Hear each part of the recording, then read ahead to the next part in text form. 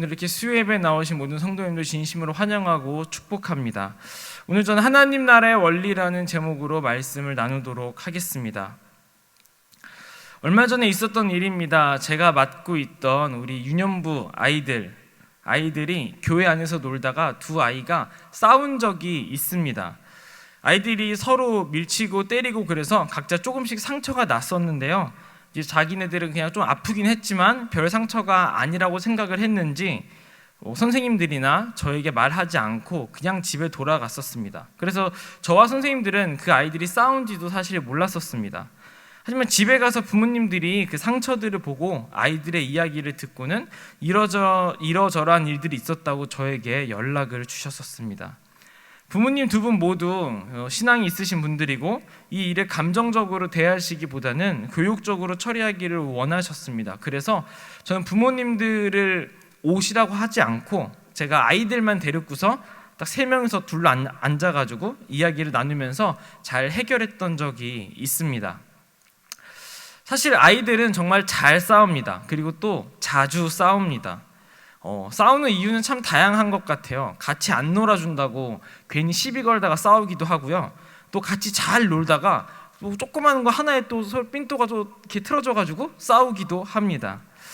무엇보다도 아이들의 싸움의 특징 중에 하나가 무엇이냐면 한쪽의 잘못이 100%인 경우는 거의 한쪽으로 잘못이 몰린 경우는 거의 없다는 것입니다. 서로가 서로에게 잘못한 것이 있기 마련이라는 것이죠. 이런 일이 발생했을 때 두 가지를 잘 해야 합니다. 제가 이제 유년부 유초등부 사역을 하면서 이제 제가 깨달은 건데요. 이런 상황이 발생했을 때 중간에 있는 저로서 두 가지를 잘해야 합니다. 첫 번째는 이 두 아이의 말을 한쪽만 듣는 게 아니라 두 아이의 말을 다 잘 듣는 것이 굉장히 중요합니다. 두 아이를 각각 찾아가서 이야기를 들으면 안 됩니다. 그러면은 그 두 아이 모두 저랑 이야기할 때는 자기들이 유리한 쪽으로 이야기를 이끌어 갑니다. 그래서 저는 항상 혼자 이렇게 1대1로 만나서 이야기하지 않고요. 두 아이 다 불러가지고 서로 마주 앉혀놓고 제가 가운데 앉고 이제 한 아이씩 그 상황을 설명하게 합니다. 그러면은 앞에 상대가 있기 때문에 섣불리 자기에게 유리하게 말하거나 과장을 한다거나 거짓말을 한다거나 하지 못합니다. 그렇게 전체 상황을 듣고 나서 이제 제가 전체 상황을 다 듣고 이제 이해를 하고 나서 너는 이런 거 잘못했지? 네가 이랬으니까 얘가 이 친구가 이렇게 너한테 그랬겠지? 너는 이렇게 이런 게 있을 때 이렇게 하면 안 되겠지? 이렇게 하나씩 그 아이가 각자 잘못한 것들을 알려주고 이해시키고 그 다음에 화해를 시킵니다. 그러면 거의 모든 아이들은 자신의 잘못을 인정하고 서로 화해함으로 문제가 잘 마무리가 됩니다. 아이들끼리 싸움이 발생했을 때 잘해야 되는 두 번째가 무엇이냐면요, 아이들 싸움에 절대 부모님들이 개입하지 못하게 해야 한다는 것입니다. 아까도 제가 했던 것처럼 이야기했던 것처럼 아이들이 혼자 있을 때 자신의 이야기를 할 때면은 어디서 배웠는지 모르겠는데요, 자신에게 유리하게 이야기하는 게 기본적으로 탑재가 되어 있습니다. 말하면서도 지가 잘못했던 것들은 찔리는 걸 알아요. 그래서 자기가 잘못했거든 살짝 돌리거나 빼서 말하고 자신이 유리했던 것들, 내가 억울한 것만 막 이야기를 하게 됩니다. 그러면은 그게 만약에 그 이야기를 들어주는 사람이 부모님이라면은, 내 편을 들어줄 부모님이라면은 더 할 나위 없겠죠.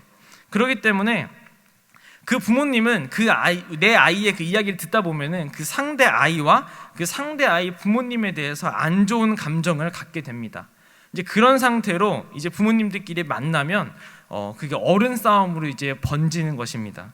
그래서 저는 웬만한 일, 정말 심각한 일 아니면 부모님들에게는 그냥 제가 잘 설명해드리고 상황 파악해서 이야기해드리고 실제적인 해결은 제가 아이들과 만나서 해결을 합니다. 그러면은 아이들은 그 특유의 순수성으로 인해서 서로 정확한 이런 상황과 서로의 잘못을 인정하고 화해함으로써 문제가 해결이 됩니다. 아이들 싸움은 이렇게 자주 일어나기는 하지만 또 별것도 아닌 것 같다가 일어나기도 하지만 그 화해와 갈등이 그렇게 어렵지 않은 문제입니다. 하지만 이런 아이들의 싸움과 다르게 어른들 사이의 갈등은 정말 그 해소하는 것이, 해결하는 것이 참 어려운 것을 우리가 볼 수 있습니다. 어른들의 갈등은 생각보다 자주 일어나진 않습니다. 그죠? 아이들 싸움보다는 덜 자주 일어납니다. 하지만 한 번 일어나면 그 일이 쉽게 커지고 쉽게 해결되지가 않습니다. 그리고 해결되지 않은 상태에서 시간이 지나면 그 상처와 그 갈등들은 골마서 다시는 회복할 수 없는 그런 관계가 되어버리는 것을 우리는 가끔 또는 쉽게 볼 수 있습니다. 이 사실을 잘 알기 때문에 제가 아까 이야기했던 것처럼 아이들 싸움에 부모님을 끌어들이지 않는 것도 있죠. 그러면 왜 어른들의 갈등은 이렇게 쉽게 해결되지 않을까요? 아이들처럼 자주 싸우는 것도 아니고 치고받고 싸우는 것도 아닌데 왜 어른들의 갈등은 이렇게 쉽게 해결되지가 않는 것일까요? 제가 여러 가지 교회 안에서도 그렇고요, 사람들과 많이 관계를 하면서 보고 느낀 것들이 뭐냐면, 제가 이제 어린아이들 많이 보잖아요. 그래서 어린아이들과 내가 본 이 어른들과의 그 차이점이 뭘까? 왜 아이들의 싸움은 잘 해결이 되는데 어른들 간의 갈등은 쉽게 해결이 되지 않을까를 제가 가만히 보니까, 그 어른들은 각자가 생각하는 데 있어서, 그 행동하는 데 있어서 각자의 그 이유가 다 있습니다. 내가 이렇게 행동하고 내가 이렇게 말하는 데는 다 이유가 있습니다. 그리고 그 이유가 확실하기 때문에 각자 자기의 행동에 대한 자기 정당화가 있습니다. 그리고 그것에 대한 고집도 있고요, 또 자존심이 있습니다. 이런 것들이 있기 때문에 아이들의 싸움은 쉽게 해결이 되지만 이런 것들이 있는 어른들의 갈등은 쉽게 해결되지 않는 것을 제가 발견하게 되었습니다. 아까 전에 제가 이야기했던 것처럼 아이들에게 전체 상황을 들려주고 무엇이 잘못했는지 알려주면 자신의 잘못을 깨닫고 쉽게 반성합니다. 쉽게 받아들이고 반성합니다. 우리는 이런 것을 순수하다고 표현합니다. 그죠? 우리 아이들은 참 순수합니다. 그렇기 때문에 자신의 잘못도 잘 이해하고 받아들이고 반성합니다. 하지만 어른들은 아까 이야기한 것처럼 오랜 세월 가운데 쌓여진 나의 행동 패턴들 때문에 각자 행동하는 데는 나름의 이유가 있습니다. 그리고 그 이유가 있기 때문에 나의 잘못은 잘못됐다고 생각하지를 않습니다. 그렇게 자신의 행동과 자신의 생각을 정당화하는 것이죠. 그리고 만약 자신이 잘못했다는 것을 깨달았다고 해도 그 마음속에 자존심이 있기 때문에 절대로 인정하거나 먼저 사과하지 않습니다. 이러한 모습 때문에 어른들 사이의 갈등은 해결하기 어렵고 참 쉽지 않은 것 같습니다. 우리 성도님들은 이런 모습이 혹시 있으신가요? 우리 가운데는, 우리 교회에는, 우리 가족 가운데는 이런 모습이 얼마나 있습니까? 얼마나 그런 것이 보입니까? 이런 것들이 있을 때 또한 이런 것들을 경험해 보셨다면 이런 것들은 얼마나 우리의 공동체를, 우리의 가족을, 우리의 교회를, 우리 교회 안에 있는 수많은 공동체들을 골마가게 하고 아프게 합니까? 이런 문제들이 그러면은 이 해결하기 참 어렵지만 어쨌든 해결을 해야 하잖아요. 이런 문제들을 우리는 어떻게 해결해야 할까요? 어떻게 하면 우리의 가정과 교회와 공동체들이 이런 갈등들 사이에서 이런 것들을 해결하고 건강하게 세워져 갈 수가 있을까요? 제가 아이들에게 하는 것처럼 잘못된 그 갈등이 있는 두 분을 불러다 놓고서 서로의 잘잘못을 이야기하게 하면은 해결이 될까요? 그러면 진정한 화해가 될 수 있을까요? 제 경험상 절대 그러지 않을 것 같습니다. 그러면 그렇게 한다면 누가 옳았고 누가 조금 더 잘못했는지는 구분을 할 수 있을 거예요. 그런데 그 일로 인해서 분명히 그 더 잘못했다고 지적받은 사람은 상처받을 것이고 교회를, 공동체를 떠날 수도 있을 것이고요. 이 일로 인해서 최악의 경우 둘 다 공동체를 떠나는 그런 일이 벌어질 수가 있습니다. 우리 어린아이들처럼 어른들은 순수하지 않기 때문에 서로의 잘잘못을 따지는 것은 공동체가 세워지고 회복되는데 도움이 되지 않습니다. 우리 안에 이런 갈등이 있을 때 해결할 수 있는 방법은 무엇이냐면 모두가 한 마음으로 하나님 나라의 원리를 따르는 것입니다. 하나님의 백성인 우리가 하나님 나라의 원리를 알고 그 원리를 따르는 것이 우리 안에 있는 갈등을 해결하고 우리 안에 하나님의 나라를 이루어가는 가장 확실한 방법인 줄 믿으시길 간절히 바랍니다. 오늘 말씀의 배경은 다윗 왕이 이제 너무 늙어서 육신적으로나 정신적으로 왕으로서 어떠한 역할과 영향력도 행사할 수 없었던 때를 배경으로 두고 있습니다. 이때 왕권을 두고 다윗의 두 아들 아도니아와 솔로몬이 대립을 하게 되고 결국 솔로몬이 왕위를 차지하게 되는 이야기가 바로 오늘의 본문인 열왕기상 1장의 내용입니다. 이 열왕기상 1장을 두고 한 신학자가 주석하기를 이렇게 한 문장으로 정리했습니다. 한번 들어보세요. 저속한 인간적 동기들과 음모들의 배후에 하나님의 초월적 의지가 작용한 사건이라고 정리했습니다. 이게 무슨 말일까요? 동서고금을 막론하고 왕권 다툼이라는 것, 권력 다툼이라는 것은 참 정말 저속하고 음흉하고 잔인한 일이 아닐 수 없습니다. 그리고 이런 권력 다툼을 하는 사람들 간의 관계만큼 하나 되고 다시 회복시키기 힘든 관계도 또한 없을 것입니다. 하지만 하나님께서 이렇게 어느 동서고금을 막론하고 어디서나 볼 수 있는 이런 저속하고 잔인한 이런 음흉한 이런 이 일 가운데서 하나님께서 역사하심으로 말미암아 이런 커다란 회복할 수 없어 보이는 이 갈등의 상황을 하나님 나라의 원리를 풀어가시는 이야기가 바로 이 열왕기상 1장의 이야기라는 말입니다. 바르기는 오늘 말씀에 나오는 이 열왕기상 1장의 내용과 여기서 나오는 하나님 나라의 원리를 잘 깨달아 우리가 이 하나님 나라의 공동체들을 잘 세워가는 지체들이 되기를 간절히 바랍니다. 첫 번째로 공동체의 갈등을 해결할 수 있는 하나님 나라의 원리 첫 번째는요, 바로 질서입니다.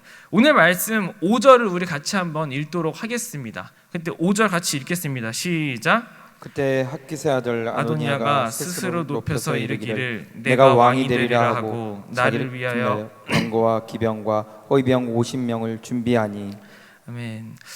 아도니아가 왕이 되리라 하고 자기를 위한 호위병을 꾸리고 자기 편에 설 제사장 아비아달과 군대 장관 요압을 불러 모은 그때에 왕이었던 아버지 다윗은 살아 있었나요? 죽은 후인가요? 살아 있을 때였습니다. 우리는 이렇게 왕이 지도자가 버젓이 살아있음에도 불구하고 자신이 왕이 되리라 하고 일어나는 것을 한 단어로 쿠데타라고 합니다. 쿠데타는 급진적인 움직임이고 질서와 절차대로 하지 않고 급진적으로 왕의 자리를 쾌차는 것을 의미합니다. 아도니아가 이렇게 왕의 자리에 내가 왕이 되리라 하고 들고 일어났을 때 다윗 왕은 이미 왕으로서의 기능을 못하던 상황이었습니다.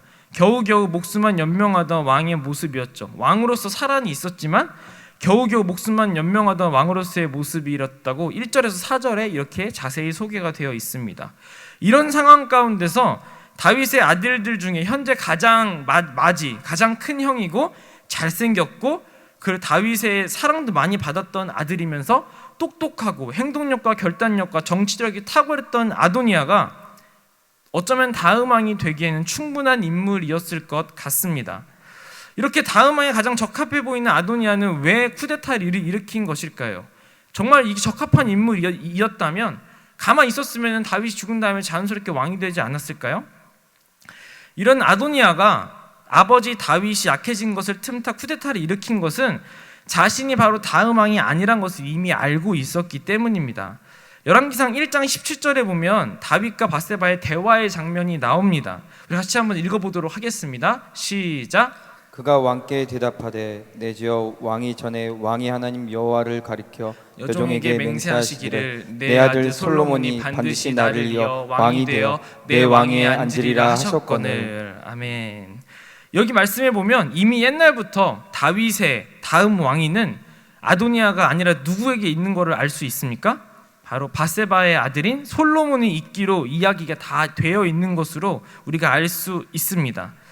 이 사실을 다윗과 밧세바 둘만 알고 있었을까요?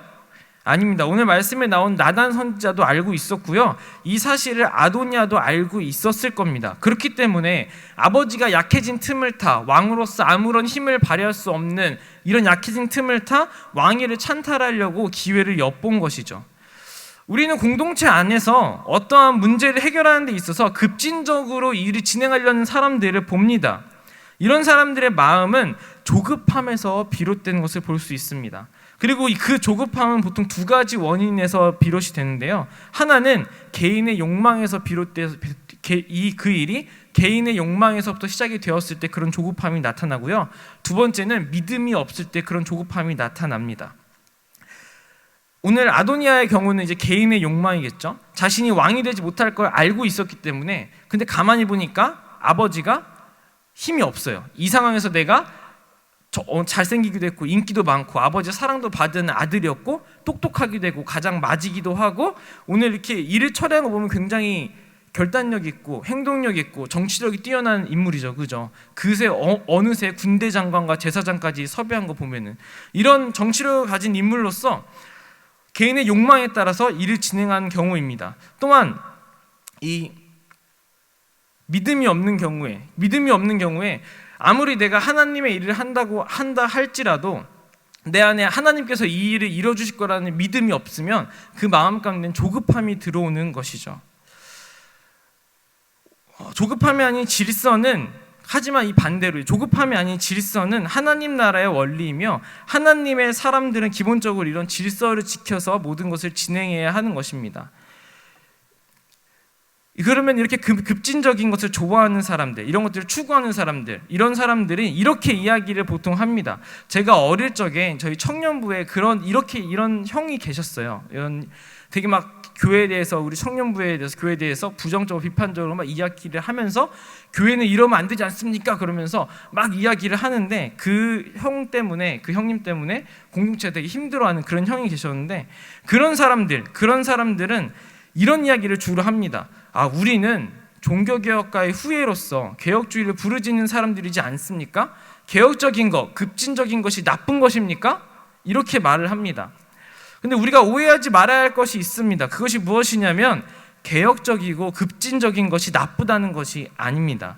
그것이 나쁜 것이 아니라 인간적인 의도와 계산을 가지고 급진적인 행동을 하는 것이 공동체에 결코 좋지 못하다는 이야기를 하고 있는 것입니다. 종교개혁의 시작을 연 마틴 루터가 95개조 반박문을 비텐베르크 성당문에 박았을 때, 그가 그 박으면서 생각한 것이 당시 교황과 당시의 교회를 전부 싹 갈아엎고 새롭게 기독교를 만들고자 했던 것이 아니었습니다. 그는 단지 교회를 사랑하는 마음으로 말씀에 의거해서 현재 잘못된 것을 고치고자 제안했던 것이 이 95조 반박문을 박았던 것이죠. 하지만 그 일을 개혁적이고 급진적으로 이끌어 가신 분은 하나님이셨을 뿐입니다. 우리가 잘 알고 있는 다윗도 마찬가지였습니다. 우리가 잘 아는 것처럼 그가 잘못한 것 하나 없이 사울왕에게 쫓길 때 사울왕을 죽일 수 있는 기회가 몇 번이고 있었습니다. 그럼에도 불구하고 다윗은 하나님이 기름 부어 세운 그 왕을 함부로 죽일 수 없다고 하면서 왕을 죽이기를 거부하죠. 그리고 고생을 자처하고 많은 세월을 뺑글뺑글 광야 생활을 돌게 됩니다. 그들을 따라다녔던 부하들을 한번 생각해 보셨습니까? 그 부하들은 당시 그런 다윗이 얼마나 이해가 안 되고 답답했을까요? 하지만 그 결과 다윗의 칼에 의해서가 아닌 하나님에 의해서 왕으로 세워진 그 다윗을 가장 가까이서 본 곳은 그 다윗의 부하들이었을 것입니다. 그 부하들, 아무리 다윗이 자기의 기회가 있어서 자기의 칼을 쓰지 않고 하나님께서 왕으로 세우신 그 다윗을 바라보면서 그 부하들이나 백성들이 감히 다윗의 왕권에 도전하거나 넘볼 수 있었을까요? 하나님의 일은 온전하게 질서대로 하나님의 일은 온전하게 질서대로 진행될 수도 있고 급진적이고 개혁적으로 이루어질 수 있습니다. 중요한 것은 그 일이 어떻게 진행되는지가 중요한 게 아니라 그 안에서 하나님의 백성인 우리가 어떻게 행해야 되는가입니다. 우리는 개인의 욕망 혹은 믿음 없음에서 오는 그런 조급함이 아니라 질서대로 하려는 노력이 필요하다는 것입니다. 바라기는 우리 용인제일교회는 모든 일에 있어서 이런 조급함이 아닌 믿음에 기반한 질서대로 모든 일을 해결하는데 노력하는 공동체가 되기를 주님의 이름으로 간절히 축원합니다. 두 번째로 공동체 갈등을 해결할 수 있는 하나님 나라의 원리 두 번째는 바로 긍휼입니다. 우리 같이 오늘 말씀 53절을 함께 읽어보도록 하겠습니다. 같이 읽겠습니다. 사람을 보내어 그를 제단에서 이끌어 내리니 그가 와서 솔로몬 왕께 절하매 솔로몬이 이르기를 내 집으로 가라 하였더라. 아멘. 솔로몬이 왕으로 정식으로 등극했다는 소식을 들은 아도니아는 죽는 것이 두려워서 제단으로 가 뿔을 잡고 목숨을 구걸했습니다. 그리고 솔로몬은 그런 아도니아를 살려 주었습니다. 우리가 이 53절 이 한 절을 읽으면서 이상하게 생각하지 않는다면 우리는 이 본문을 제대로 이해한 것이라고 할 수 없습니다. 동서고금을 막론하고 왕권 교체기에 왕권 다툼, 권력 다툼에서 패한 왕자는 대부분 다 죽음을 당했습니다. 단순히 복수심에서가 아니라 그 다음 왕권에 해가 될 만한 모든 싹을 정리하는 차원에서 그렇게 하는 것이죠. 제가 얼마 전에 이제 태종 이방원에 대한 그런 역사 강의를, 짧은 강의를 하나 보게 되었는데요. 우리가 잘 아는 것처럼 태종 이방원은 세종대왕의 아버지입니다. 그리고 무섭고 잔인하기로 유명한 조선의 왕이었습니다.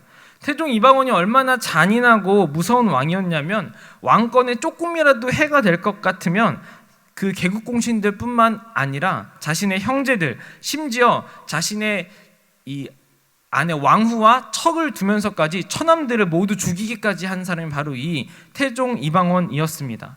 이에 대해서 역사학자들이 어떻게 평가를 하냐면요, 이렇게 왕권에 조금이라도 해가 될 만한 것들을 확실하게 이방원이 제거했기 때문에, 태종이 제거했기 때문에 그의 아들인 세종대왕 때에 태평성대를 누릴 수 있었다고 평가합니다. 이런 강의를 제가 보았습니다.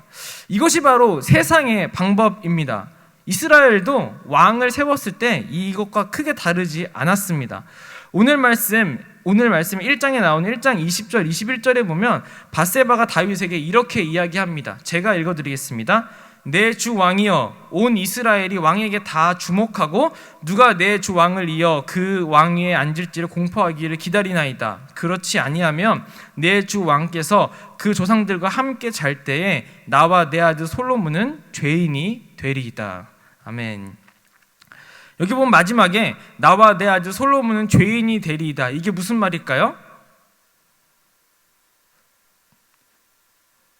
다윗 왕이시여, 당신이 빨리 솔로몬이 왕이란 것을 선포해주지 않고, 그래서 솔로몬을 왕으로 세우지 않고 지금 이대로 죽으시면, 돌아가시면 아도니아 그래서 그대로 왕이 되면 왕이 죽으심과 동시에 저와 솔로몬은 죄인이 돼서 죽을 것입니다.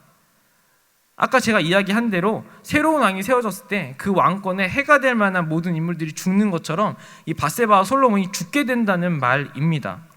이렇게 상대를 죽이지 않으면 죽는 상황이 바로 이 열왕기상 1장의 내용인데요. 솔로몬은 마지막에 왕이 되고 나서 이 아도니아를 죽이나요, 살리나요? 살려서 집에 돌려보내줍니다. 솔로몬이 아도니아에게 베푼 이 긍휼은 세상의 방법이 아닌 것입니다. 이 일에서 우리는 하나님 나라의 원리를 볼 수 있는 것입니다.